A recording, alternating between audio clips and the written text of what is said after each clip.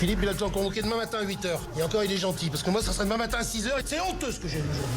Je me réserve parce que je vais exploser.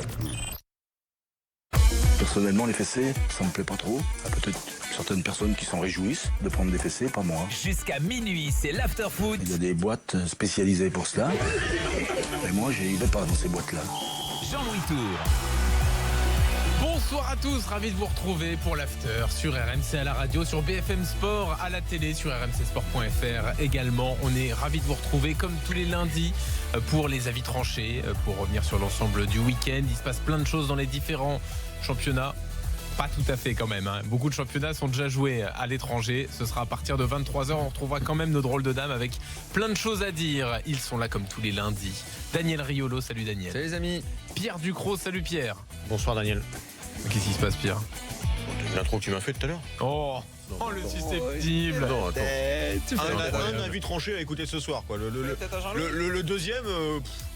J'ai réfléchi toute l'après-midi. Attends. C'est vrai Pierre, que j'ai pas compris pourquoi il est. Ouais, non, franchement, c'est. À mon avis, il y a un truc entre vous. Il veut me tester, je pense qu'il veut me tester. Il y a un différent. Il veut me sortir de mon confort pour voir comment je réagis, je pense. Tu as fait un truc. Bonsoir Jean-Louis. Je ne pensais pas que j'avais affaire à une diva qui était très susceptible. Voilà, je pensais qu'il y en avait qu'une avec Daniel. T'as vu comment il retourne le truc? Ouais, ça va être de ma faute, tiens. Non, mais je pensais qu'il y avait que Daniel à gérer. Maintenant, je me rends compte qu'il y a deux égos. T'as été maladroit aussi avec Pape dans Team du gars. Pourquoi? Où tu lui as dit, où t'as dit, comment c'était tourné? C'était tourné. On aura des invités exceptionnels. Oh, je sais plus. Faudra que je réécoute. Ça voulait dire ça voulait dire que ce qui allait arriver derrière Pape Diouf, c'était bien mieux que Pape Diouf, quoi. Ouais, si, je l'ai noté, moi, ça m'a choqué. Autant j'ai peut-être été maladroit sur l'avis tranché avant, là, dans Basket Time, autant là, non. Bon, vos avis tranchés. Donc, l'avis tranché de Pierre Ducrot sera exceptionnel. Non, même autour de Nabil Fekir. Non, n'en fais pas trop non plus, parce que ça, ouais. On reviendra avec toi, donc, sur l'info Fekir à Liverpool. On reviendra avec Daniel sur l'interview d'Unai Emery que tu as menée pour Transversal sur SFR Sport. Et puis il y a quand même le week-end de Ligue 1. Alors vous l'avez beaucoup fait hier, le week-end de Ligue 1, notamment les enseignements de la journée d'hier. Donc on va y revenir dans les questions de l'after, mais on voulait vraiment donner la priorité à vos avis tranchés. Alors Nicolas Villas nous a déjà demandé qui de Saint-Etienne, de Rennes allait gagner le prochain match, qui de Lille, si tu pouvais éviter les questions, qui sera 5e, qui sera 6e, qui sera 7e, qui sera 16e, on va manger demain midi, voilà, qui sera 12e accessoirement. Enfin, on voit pas la télé sur mon conducteur, mais j'avais quand même mis qui va finir européen, qui va finir sur le podium, qui va descendre. Voilà, il te manque 20 minutes d'émission maintenant. Ces questions tout de suite, mon vieux. On va te les combler, les 20 minutes, c'est pas grave. Tout de suite. Mais vous lui avez répondu à Nico? Qu'est-ce que tu veux qu'on lui réponde? On n'est pas devant. On l'a envoyé chier. Impossible. Comme toi. Mais on vous demande pas d'être devin, on vous demande de vous détendre un peu et de vous mouiller un minimum. C'est pas la fin du monde si vous vous trompez. Nous on te demande d'être un petit peu plus original dans la façon de trouver tes questions, mon ami. D'accord, mais alors dans ces cas-là, je sais pas moi. Est-ce que en 24 heures tu as mené l'enquête et tu sais par exemple pourquoi Rudy Garcia s'est roulé par terre? Ah oui, il a dit qu'il était mal cramponné. Ah voilà, donc on a une réponse. J'ai enquêté. C'est vrai ou c'est une connerie? C'est ce qu'il a dit après le match, oui. Ah mais en rigolant. Il l'a dit oui avec un petit sourire, mais bon. Ah oui, non, c'était une blague. Il a glissé. Non, si vous voulez à 22h05 remettre en cause mes questions de l'after, je vous signale que vous les recevez par mail tous les lundis et qu'il y en a pas qui répondent. J'ai pas eu de mail aujourd'hui. Non, il n'y en a pas eu aujourd'hui, je pense. Ah oui, je pense que là tu es mal barré. Bon, d'accord. T'es mal barré parce qu'aujourd'hui, je sais pas, c'est peut-être le pont, c'est peut-être le soleil, je ne sais pas ce que tu as fait, mais il y a eu des petits soucis de communication. Peut-être travailler aussi un peu. Pour une fois où vous étiez prêt à travailler. Excuse-moi, mais on dirait le service comme du PSG là. Non, pire, la direction du PSG qui essaie de... La présidence fantôme. Voilà. Bon, allez, d'accord. Bon, il y aura quand même d'autres questions. Pour une fois que Pape Diouf disait un truc intelligent. Oh, mais arrête, Pape. Il a dit des choses très très bien, juste tout à l'heure. Ah oui. Très très bien. Aussi bien sur OMOL que sur le PSG. T'as dit pour une fois. Ouais. Allez, c'est ça. Pas la première fois, mais c'est assez rare. Donc ça, c'est le compliment selon Daniel. C'est-à-dire qu'il y a une méchanceté avec le compliment, il se rend même pas compte qu'il y a une méchanceté. Il retient que le positif. Moi, j'assume. C'est bien, c'est une positive attitude. Moi, j'ai jamais considéré Pape Diouf comme un grand connaisseur de football. Voilà, la plupart du temps, quand il parle, il se gourre à 70-80%. Alors moi, franchement, aujourd'hui sur tous les Mais c'est sujets. un type par ailleurs très intelligent. Et, Oui, c'est ce que et j'allais qu'il a dire. dit- Est-ce que- et ce qu'il a dit sur OMOL, Bah, j'ai trouvé très juste. voilà, sur le c'est très PSG, bien. sur Mais le OMOL PSG aussi. Voilà, ses qualités, c'est peut-être pas basé sur le jeu. Excuse-moi, moins de 100% de réussite. Excuse-moi d'avoir l'honnêteté de reconnaître même un mec avec qui j'ai des désaccords, de reconnaître quand il dit chaud. Moi, je suis pas absolument, mais jamais. Alors, si vous pouvez me citer un mec sur lequel je suis borné, alors je vous invite à appeler et tout. Quand un mec dit un truc juste, je le reconnais immédiatement. Je suis sais pas, totalement neutre. je vais moi, donc, réfléchir, Daniel, je vais réfléchir. Ah mais non, mais moi Bielsa. Mais dans le sens trop, non? Mais quand Non, il a t'as fait, reconnu quand il a quand il a fallu fait des dire des conneries choses vraies sur ses erreurs, j'ai On inclut les Tu l'as joueurs. fait aussi. j'ai dit, mais bien sûr. Une fois que Kurzawa a réussi un centre, t'as rien dit. Je le sais. Je le sais. Kurzawa, Je m'en rappelle. tout le monde, tout C'était les un mercredi. Kurzawa, tout le monde sait à quel point c'était l'entraînement. vraiment mon chouchou quand il est Ah oui, arrivé. c'est vrai, quoi. je m'en souviens. J'adorais Kurzawa. Je m'en J'ai souviens. adoré ce joueur. Monaco. Ah là là, je l'ai encensé. Pour moi, Ouais, c'était le grand arrière. Après, c'est pas le premier qui fout sa carrière en l'air. Hein. Ça arrive, hein. C'est pas grave. Hein. Bon, alors on fera s'éparpille autre chose. un peu. Oui, En on tout s'éparpille. cas, sachez qu'on vous attend bien sûr au 32-16 pour réagir sur les différents avis tranchés, sur les questions de l'after également et sur le foot européen à partir de 23h. Il y a également le hashtag RMC Live sur Twitter, la page Facebook de l'after, Direct Studio, enfin voilà, pour communiquer avec nous, il y a plein de moyens. On y va, premier avis tranché du soir, celui de Daniel. Le plus intéressant. Dites-le 9 fois sur 10, tu t'emmerdes. T'es buté, Avoue-le. mais dis-le. À chaque fois que je rentre pour faire le poker à la mi-temps, on dirait que t'as la misère du monde sur la gueule tellement Eh ben, tu t'es parce fait que t'es chier. en retard, Mais Joe. dites-le. Ah là là, c'est les bons débats de l'année. Alors Daniel, avant que tu commences, je te propose de réécouter un extrait d'Unai Emery, l'entraîneur du PSG que tu as longuement rencontré en espagnol. Il s'est exprimé donc pour Transversal sur SFR Sport et tu lui as notamment parlé du style qu'il voulait impulser à l'équipe une fois qu'il est arrivé et pourquoi il a un peu rétro-pédalé. Yo llegué y me instalé en una continuidad. Je suis arrivé et je me suis installé dans la continuité de ce que je faisais à Séville. Après, je me suis adapté à l'équipe parce qu'elle ne s'est pas adaptée à mon niveau d'agressivité dans le message ni à l'intensité que je voulais et j'ai dû changer en fonction de ça. 50% de l'équipe fonctionne avec le message d'agressivité et l'autre moitié voulait un message plus posé. C'est une équipe qui était habituée à ça, qui voulait recevoir un management plus calme. De mensaje más calmado. Voilà, donc une partie de l'équipe a entendu son message, l'autre partie non, en gros. Et donc ça t'inspire ton avis tranché. Effectivement. Et en fait, dans l'extrait, là, c'est marrant parce que quand il parle de 50%, ben c'est en fait ce qu'on retire et ce qu'on va retenir d'Unai Emery, c'est ça. Pour moi, c'est 50%. Et je crois qu'au fond, j'en suis même absolument convaincu, le PSG est en train de laisser partir un grand entraîneur qui a commis des erreurs et qu'on n'a pas aidé, finalement. J'ai été vachement étonné. Alors c'est marrant parce que c'est arrivé vite dans je crois, la première ou deuxième question, à essayer de comprendre pourquoi il avait changé un petit peu ses façons de faire et ses habitudes en arrivant par rapport à l'image qu'il avait. Et ce, pourquoi on le prenait peut-être? Lui qui avait la Grinta, lui qui avait gagné 3 Europa League et qui débarque en France où on lui dit immédiatement que l'Europa League c'est de la merde. Déjà, accueil absolument hallucinant. Quand Rudy Garcia, si jamais il devait la gagner, je pense que lui, il aura une statue. Mais c'est pas la même chose. Ça, on le sait. Il va découvrir très vite à quel point l'environnement du football français est prêt à le fracasser.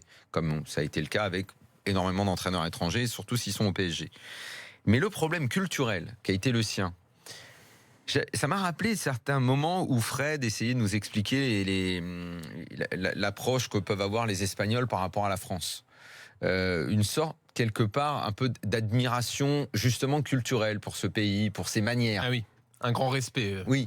Et j'étais étonné peut-être que d'autres entraîneurs ne l'auraient pas vécu comme ça, mais lui, visiblement, oui. Quand je lui dis, mais PSG Lyon, ça se passe très bien, le tout premier match Trophée des Champions, tu t'agis. Et aux premières critiques que j'avais trouvé assez dingue d'abord sur... Toi, tu parlais de son attitude sur le banc, son où attitude. il était trop Oui, mais expressif, finalement, trop en énervé. fait, ça va partir de là, son expression. Oui.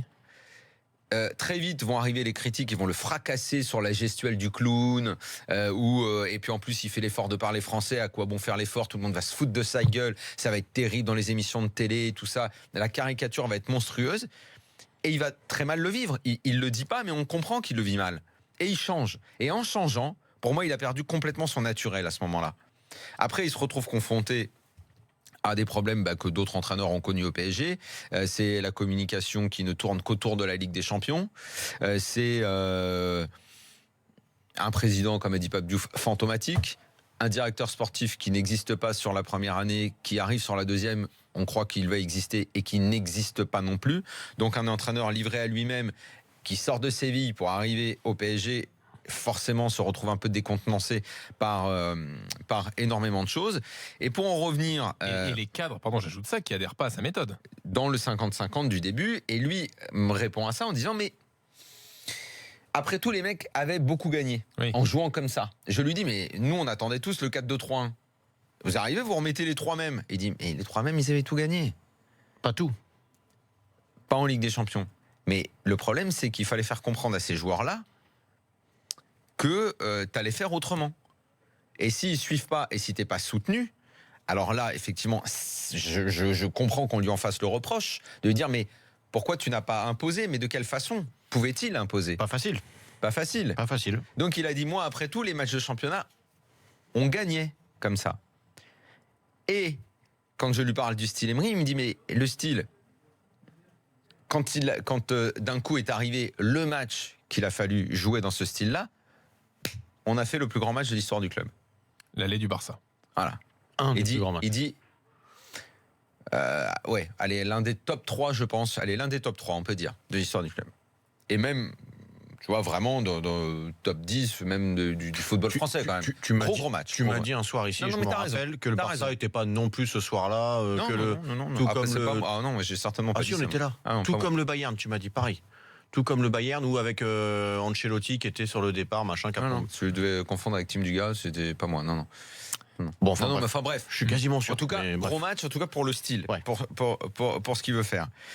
Et effectivement, après, en Ligue 1, il dit, mais le problème c'est qu'on arrive, donc on passe de la Ligue 1 où on joue la plupart des matchs bloc bas, et Ligue des Champions arrive et il faut jouer autrement, le joueur doit s'adapter, et ça, il s'est retrouvé effectivement face à cette difficulté-là.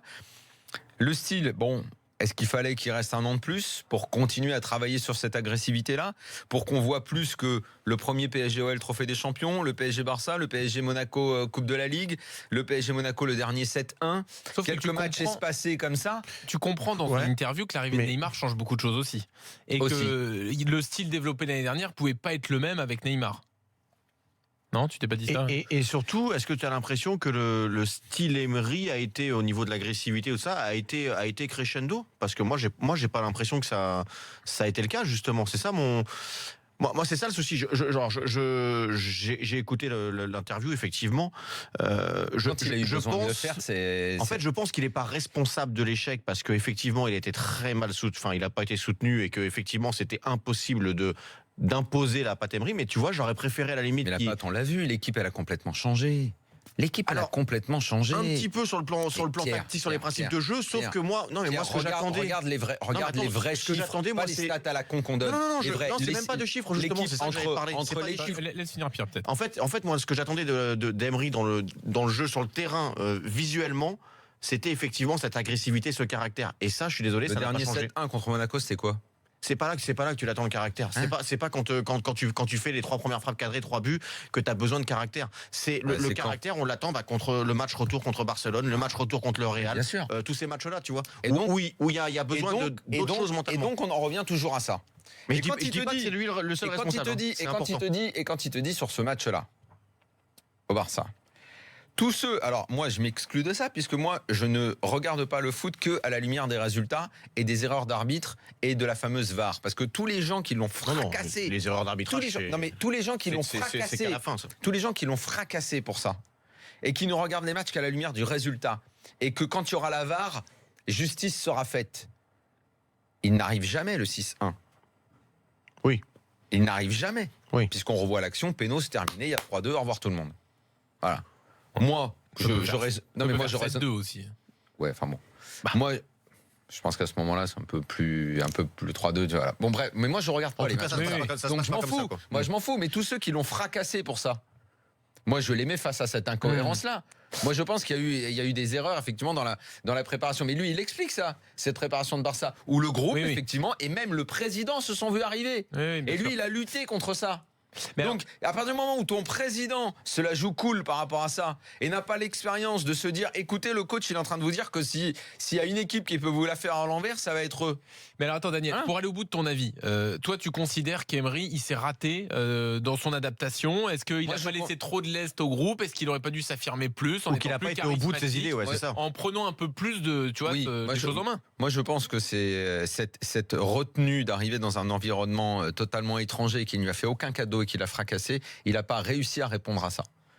Et il n'a pas réussi à s'adapter à ce groupe-là qui, quand même, je pense, un peu plus que 50% l'a suivi. Ouais. Et d'autres sont restés sceptiques, mais les sceptiques, c'est ceux que finalement la direction, enfin qu'un club devrait remettre dans le droit chemin, tu vois. Oui. Ouais.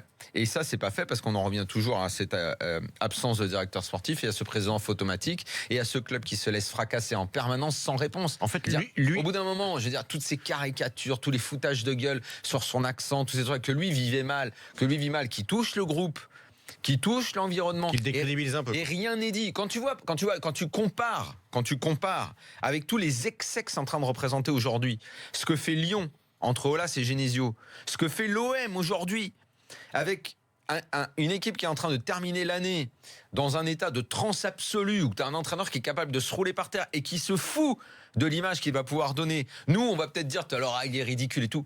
Mais qu'est-ce qui s'en carre le cul, lui, de savoir s'il est ridicule? Aujourd'hui, les joueurs sont à fond derrière lui. Est-ce que la moitié des mecs qui ont dit que Emery était un clown parce qu'il bougeait les bras? J'ai pas entendu la moitié d'une phrase sur ce qu'a fait Garcia hier. Mais moi, tu sais quoi? Je vais même te dire. Je m'en souviens même pas. Moi, j'ai même pas envie de me foutre. Souviens même pas. C'est critiques sur son démonter sa gueule là-dessus. Moi, je t'assure que moi, ça ne m'avait pas. Enfin, je ne m'en rappelle même pas. L'accent et tout ça. Mais à un moment donné, tu crois que lui, il doit pas être hermétique à ça à un moment donné? Il est le coach du Paris Saint-Germain, il doit pas être hermétique à ça quand même. Et comment tu fais pour être hermétique à partir du moment où personne ne l'a jamais été dans ce club? Puisque tu sais que tu es le club le plus détesté. Alors, à partir du moment où tu n'as pas, tu dois apporter ça peut-être. À partir du moment où tu n'as pas une com, un président et des gens qui te défendent et qui font barricade contre cet environnement qui est absolument hostile et qui est à nul autre pareil, je le dis, je le pèse et je prends qui vous voulez en débat en Europe. À nul autre pareil en Europe, l'environnement hostile. C'est une certitude. Non, mais il y a des carences. Il y a des carences. Quand tu vois dans ce club, ce que peut faire l'OL, c'est une évidence. Malgré les excès, c'est un club uni. Un président qui soutient le coach, qui va peut-être le virer à la fin et tout, mais qui le soutient pour l'instant à fond. L'OM, aujourd'hui, un exemple. Ils se sont fait taper sur la gueule au début de la saison. Aujourd'hui, Garcia, mais il peut faire pipi sur le banc de touche pendant le match et tout. On n'en a rien à cirer. Tout le monde est derrière lui, le club est derrière lui, tout le monde est à fond. Mais alors justement, au PSG, ça n'a jamais été ça. Alors, les mecs ne veulent pas comprendre comment ça marche. J'entends et t'as raison, mais justement parce qu'il y a tout ça, parce qu'il y a ce contexte, est-ce que lui justement, quitte à rester même un peu moins longtemps, il doit pas justement continuer dans ce que lui sait faire, dans ce que c'est impossible pour lui. Dans ce que pourquoi lui on je suis d'accord, il aurait choisi, il aurait pas pu. Il aurait pas dû faire marche arrière aussi. Tu dis il s'est adapté, Daniel. En fait, tu dis qu'il s'est adapté, il s'est pas adapté. Ancelotti, il a fait quoi? Il s'est adapté au groupe, il s'est pas adapté à beaucoup de choses. Carlo Ancelotti, comment il a été déglingué au PSG? Sauf que Carlo Ancelotti, qu'est-ce qui s'est passé? Mais qu'est-ce qu'il a fait? Il a lutté? Au mois de mars, il a dit je me barre. Mais même pas, Daniel, même pas. Au mois de novembre, il le savait. J'aurais fait pareil. Au mois de novembre, il le savait. Vous m'avez pris, voilà ma méthode. Vous voulez pas m'aider, vous voulez pas faire ce que je veux, et ben je m'en vais. Alors si c'est ça, je suis d'accord avec toi. Si c'est ton explication, je suis d'accord avec toi. Mais tu vois, quitte à faire les choses à moitié comme il a fait, ça vaut pas le coup. Oui, mais sauf que lui, n'ayant pas l'aura d'Ancelotti, il s'est dit peut-être que petit à petit, ça va bouger. Oui, mais à l'arrivée, il n'y a que de la frustration qui reste. Parce qu'il n'a pas imposé son truc. Je pense qu'il est méga frustré, qu'il a énormément de regrets. Que je pense que lui va retrouver du taf assez vite, que lui montrera dans l'avenir que c'est un vrai bon entraîneur, contrairement à beaucoup qui sont passés au PSG. Ça lui servira peut-être même dans son expérience de choix de club, etc. Oui. Mais d'ailleurs, je pense qu'il a fait l'effort beaucoup trop vite de parler en français. Mais qu'est-ce qu'on en avait à cirer? Sauf qu'il a eu peur de ça aussi. Et il aurait jamais dû changer son attitude sur le bord de la touche. C'est ce qu'il faisait. Moi, je trouve qu'on en fait beaucoup autour de cette histoire de français, d'espagnol. Je pense qu'il ne voulait rien dire pendant ses conférences de presse pendant 2 ans. En espagnol, il n'aurait rien dit de la même façon, mais non, et ça aurait rien changé. Il a fait des réponses en espagnol avant des matchs de Ligue des Champions, il disait rien non plus. Il faut arrêter non plus de monter la tête. L'échec d'Emery, c'est pas ça, tu vois. Je pense qu'il a une liberté d'expression aujourd'hui qu'il pouvait pas avoir avant quand il était encore dans le. Je vais te dire, et encore, il a pas tout dit, parce qu'on a balancé d'autres. Donnons la parole à Thomas qui nous rejoint au 32-16, supporter du PSG dans l'after sur RMC et sur BFM Sport. Salut Thomas. Salut les gars, comment ça va? Bah écoute, Bonsoir, ça va Denis. et toi? Ça va. Je vous écoute depuis tout à l'heure là, et puis j'ai vu l'interview de Daniel avec Emery, notre transversal. Et en préambule, j'avais une petite question pour toi, Daniel. À quel moment tu as décidé d'interviewer Emery? À quel moment tu as fait la demande? C'est quand on savait qu'il partirait ou tu l'avais fait depuis longtemps? Quand Emery a enfin accepté. Non. Quand c'était sûr qu'il allait partir et que c'était officiel, c'est à ce moment-là. Donc en fait, ça s'est passé super vite parce que on a donc l'interview, elle s'est faite jeudi soir. On était le 3. Elle devait se faire la semaine d'avant et il a reporté. Et je l'ai demandé donc c'était il y a 2 semaines à peu près. Il y a 2 semaines, j'ai demandé, on avait dit on fait ça la semaine prochaine. La semaine d'après, il n'a pas pu et il m'a dit on fait ça le 3. Donc en fait, il y a eu un laps de temps de 2 semaines entre quand j'ai demandé et quand on s'est vu jeudi dernier. Ok, parce que du coup, je me dis, moi, il y avait aussi une volonté d'Unai Emery de pas forcément parler à la presse, de pas forcément faire état de ses malaises avec les joueurs, avec le club. Et moi, c'est la chose que je lui reprocherais. C'est-à-dire, moi, une interview comme ça, ou alors que ce soit une interview papier, enfin quelque chose, parce qu'il n'a pas mis 2 ans à se rendre compte qu'il y avait des joueurs qui lui pissaient sur les pompes, ou qu'il y avait des mecs au club qui lui pissaient sur les pompes. Et moi, ce que je lui reproche quelque part, parce qu'il a ses idées, elles sont tout à fait cohérentes, hein, quand tu regardes l'interview. Elles sont tout à fait cohérentes, mais moi, ce qui m'embête, c'est qu'il ne l'ait pas dit avant, quoi. Ne pas avoir été au bout et de ne pas avoir tenté de faire ça. Mais ça, Thomas, Thomas, je suis d'accord avec toi. Moi, je n'enlève pas plusieurs reproches et je n'occulte pas quelques erreurs, et notamment ça. Mais fallait plus y aller à fond. Il n'aurait pas dû changer, il aurait dû rester absolument naturel, mais je comprends la difficulté de l'environnement. Je me souviens de ce qui s'est passé avec Ancelotti qui, a adopté une autre attitude, comme Jean-Louis l'a dit, c'est de dire je vais me barrer. J'ai vu ce qui s'est passé, je suis désolé, je vais revenir encore là-dessus, mais je vais vous le dire, on en a parlé un peu en off, il est effaré par la façon dont on parle de foot dans ce pays. Ah oui. Il dit mais pourquoi c'est le seul pays, pourquoi il n'y a que des génies dans ce pays pour avoir traité Bielsa de cette façon. Il dit pour moi c'est une énorme référence. Pour Guardiola aussi. Le mec reçoit des titres partout, qu'il se plante dans les clubs, qu'à Lille ou n'importe où, je vais bien, ok. Des titres, comment ça il reçoit des titres partout? Des titres, des récompenses, des honneurs. Il a des honneurs absolument partout. Tous les plus grands entraîneurs se réfèrent à lui. Et dans ce pays, c'est un chiffonnier. Et moi, j'ai pas compris ça. J'ai pas compris ça. Oui, c'est t'as raison. Il y en a pour qui il y en a qui ont dit des choses qui étaient excessives. Après, moi, il y a eu des trucs qui étaient pas un avis aussi positif que toi ou Emery. Je suis désolé.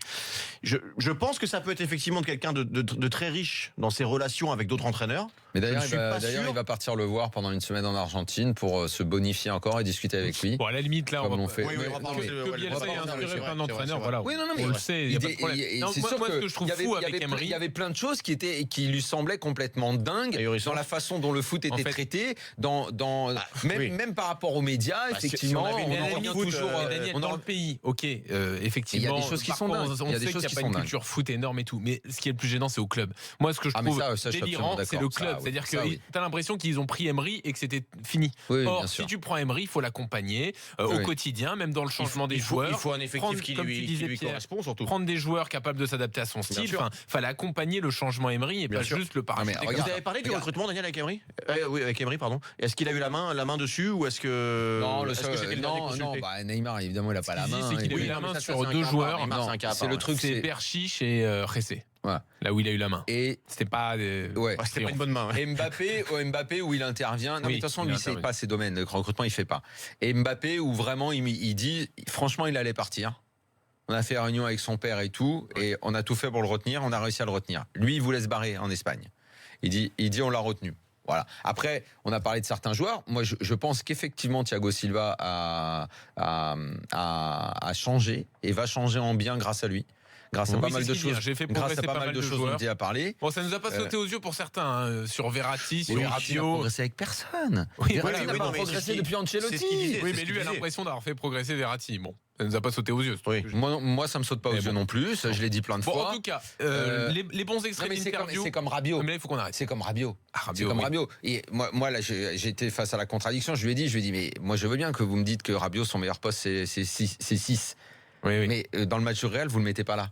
Il dit, oui, mais Lo Celso était pour moi le mieux préparé. Ok, mais Rabiot. Bah, tu vois, Et donc, moi, en je fait, pense- le problème, c'est que, Là, on à un moment, il n'avait pas la liberté juste de le 30 faire. secondes. Ouais. Alors, Il n'a pas la 30 secondes. liberté de s'imposer aux joueurs. Et Alors- ça, c'est une erreur selon moi. Soit Ça, c'est pas la une erreur. liberté, Pierre, en un mot, parce que- soit c'est très symbolique effectivement de toute l'ère Emery. C'est qu'à un moment donné, il a une idée, il a une certitude. Là, c'est Rabiot meilleur en sentinelle. Mais sauf que comme ça plaît pas, alors ou à Rabiot ou aux dirigeants, Oui, ou je sais pas qui, bien sûr. et ben, il va pas au bout, et il le Oui. fait pas. Et bien sûr. Et on ça, y je revient. suis j'aurais bien Oui. aimé qu'il Je le suis fasse, d'accord. quitte à se Et griller. moi, je Allez, pense qu'il stop, va on au arrête bout. là. On découvre que Thomas, c'est un très grand merci d'être venu au entraîneur. 32-16. On Je suis t'envoie les d'accord. 2 places du film du jour. Si ça s'appelle Death Wish, c'est du pur Bruce Willis. Tu vas te régaler. Il y en a plein à gagner également sur le compte Twitter de l'After. Allez voir ça. Dans une seconde, l'avis tranché de Pierre Ducrot, consacré à Nabil Fekir. Sans doute le plus bel avis tranché de l'histoire de l'After. Restez avec nous, à tout de suite.